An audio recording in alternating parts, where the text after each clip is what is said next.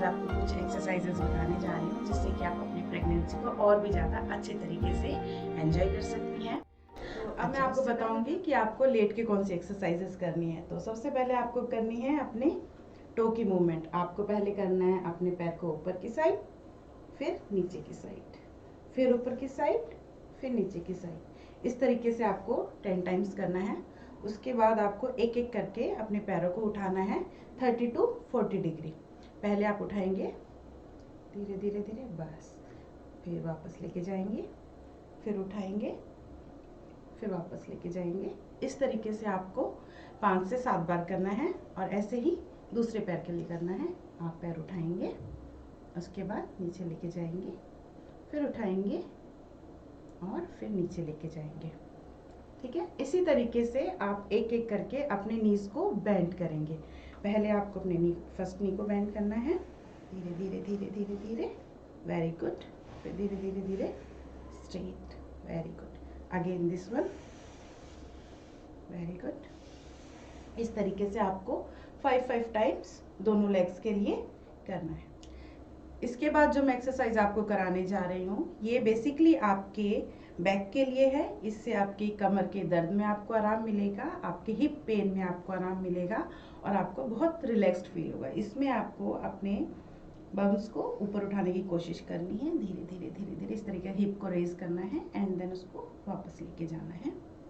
और साथ के साथ आपको नीचे कंप्रेस करना है, मतलब बेड को आपको नीचे दबाना है, नीचे दबाना है कमर से। ठीक है, 1 2 3 4 5 6, रिलैक्स। फिर इसको ऊपर उठाना है, देन डाउन, 1 2 3 4 5 6, रिलैक्स। इस तरीके से आपको कम से कम 7 टाइम्स करना है।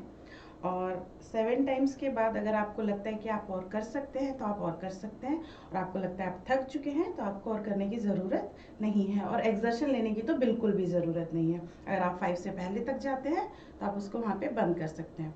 एंड वन मोर थिंग, आपको हर एक एक्सरसाइज के बाद डीप ब्रीदिंग लेनी है। डीप ब्रीदिंग कम से कम 5 बार लेनी है।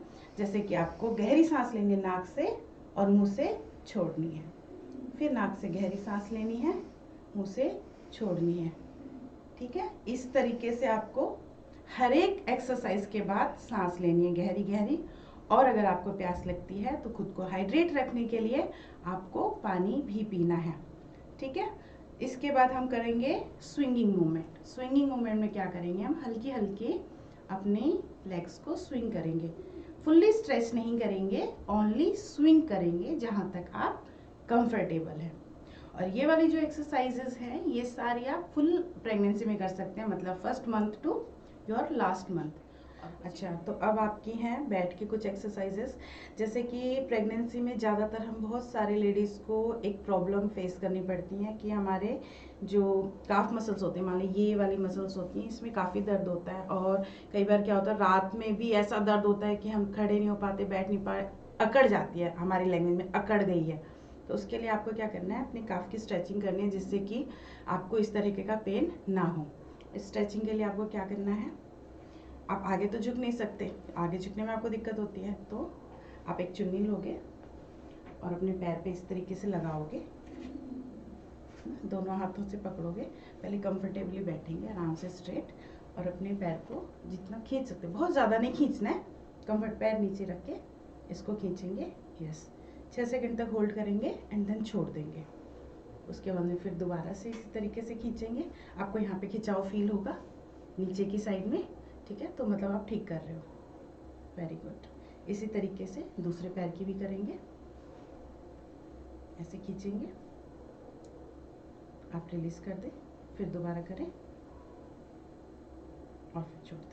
ठीक है, इससे आपके जो काफ मसल्स में पेन होता है वो आपको नहीं होगा। इसके बाद मैं आपको बताऊंगी बटरफ्लाई एक्सरसाइज। बटरफ्लाई एक्सरसाइज आपको शुरू करनी है अपने 7th मंथ के बाद, क्योंकि 7th मंथ के बाद हमें अपनी इन मसल्स को, ये जो हमारी थाइस की इनर मसल्स होती हैं, इनको रिलीज करना होता है, रिलैक्स करना होता है। तो उनकी स्ट्रेचिंग करते हैं ताकि आपको ड्यूरिंग लेबर कम पेन हो और धीरे धीरे आपकी पोजीशन कंफर्टेबल होती चली जाए और आपको कोई पेन ना हो। तो इसमें हम बटरफ्लाई पोजीशन बनाते हैं, अपने पैरों को आपस में मिलाते हैं जैसे कि इन्होंने मिला रखा है, और अपने पैरों को बटरफ्लाई की तरह, जैसे हम उड़ती है ना बटरफ्लाई, उस तरीके से इस तरह ऐसे करना है। ठीक है, वेरी गुड। बहुत जल्दी जल्दी नहीं करना, कंफर्टेबली जैसे आप कर सकते हो। यस, ठीक है। ये करनी है आपको 7th मंथ के बाद। ठीक है, एक और बताऊंगी मैं अभी, वो भी आपको 7th मंथ के बाद ही करनी है। ठीक है, फिर आपको इस तरीके से नीलिंग पोजीशन में आ जाना है, जो नीलिंग, इसको हम नीलिंग पोजीशन बोलते हैं, और अपने दोनों पैरों को थोड़ा सा दूर रखना है, अपार्ट रखना है, ताकि आप बेंड करते टाइम आपके पेट उसके साथ अड़े ना, आपके पेट पे प्रेशर ना आए, इसीलिए हम अपने पैरों को थोड़ा सा वाइड रखते हैं। और आगे हाथ ऊपर करके, आगे हाथ ऐसे कीजिए, हाँ, और धीरे धीरे आगे की तरफ बेंड कीजिए, और आगे जाने की कोशिश कीजिए जितना आप जा सकते हैं, ऐसे ऐसे ऐसे। यस, जितना जा सकते हैं उतना जाइए, गर्दन को आगे की तरफ मोड़िए। ठीक है, आपको यहाँ खिंचाव फील होएगा, तो धीरे धीरे धीरे धीरे धीरे वापस आ जाइए। इसी तरीके से ये भी आपको कम से कम 10 टाइम्स के लिए करनी है। मुझे जहाँ तक लगता है आपको ये सारी एक्सरसाइज समझ आ गई होंगी। और अब एक और एक्सरसाइज है, उसे हम बोलते हैं कैट एंड कैमल एक्सरसाइज। इसमें हम क्वाड्रीपोड पोजीशन में आते हैं। क्वाड्रीपोड माने जैसे कि चारों हाथ और पैरों की जो होती हैं, 2 हाथ आगे, 2 हाथ पीछे, 2 पैर पीछे। चलिए, इसमें आपको अपनी कमर जो आपकी बैक होती है, इसको नीचे की तरफ बेंड करना है हल्का सा, वेरी गुड। और फिर वैसे ही ऊपर कैमल की तरह ऊपर उठाना है, इसीलिए हम इसको कैट एंड कैमल भी बोलते हैं। देन अगेन धीरे धीरे नीचे करना है और फिर ऊपर उठाना है। इसको भी हम करेंगे कम से कम 10 टाइम्स। ठीक है, और इम्पॉर्टेंट एक्सरसाइज है जो मैं आपको बताने जा रही हूँ, उसे कहते हैं केगल एक्सरसाइज। केगल एक्सरसाइज भी हमारी जो पेल्विस मसल्स हैं उसको स्ट्रॉन्ग करने के लिए होती हैं, और हमारी बैक मसल्स को स्ट्रॉन्ग करने के लिए होती हैं। ये भी बहुत हेल्पफुल होती है हमारी प्रेगनेंसी में। तो केगल एक्सरसाइज करने से पहले आपको एक चीज़ याद रखनी है कि आपको एम्प्टी स्टमक होना है। इसका मतलब कि आपको पहले यूरिनेट करना है, उससे पहले एक्सरसाइज नहीं करनी है। अगर आपको यूरिन प्रेशर है तो प्लीज़ उसको रिलीज कर दें, उसके बाद ये एक्सरसाइज करें। ठीक है, आपको इसमें क्या करना है, अपने जो हिप्स मसल्स हैं उसको कॉन्ट्रैक्ट करना है, एक दूसरे के इस तरीके दबाएं और रिलैक्स कर दें, फिर से दबाएं, 10 सेकेंड तक होल्ड करना है और फिर रिलैक्स कर दें। अगर आपको ये करने में दिक्कत आ रही है, आप नहीं कर पा रहे हैं, तो आप ये भी कर सकते हैं कि अपने दोनों थाइस के बीच में एक पिलो रख लें इस तरीके से। अभी मैंने अपनी मुट्ठी रखी है और उसको दबाने की कोशिश करें। 1 2 3 4 5 6, रिलीज रिलीज। आपका इस तरीके से भी केगल एक्सरसाइज हो सकती है।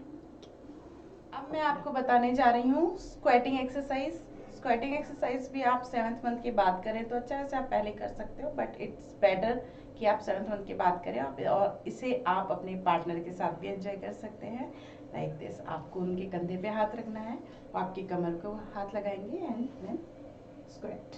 Very good, squat. इतनी जल्दी जल्दी नहीं, आप स्लोली कर सकते हैं। और आपको हाफ स्क्वेट करनी है, पूरी स्क्वेटिंग नहीं करनी है। Thank you, thank you.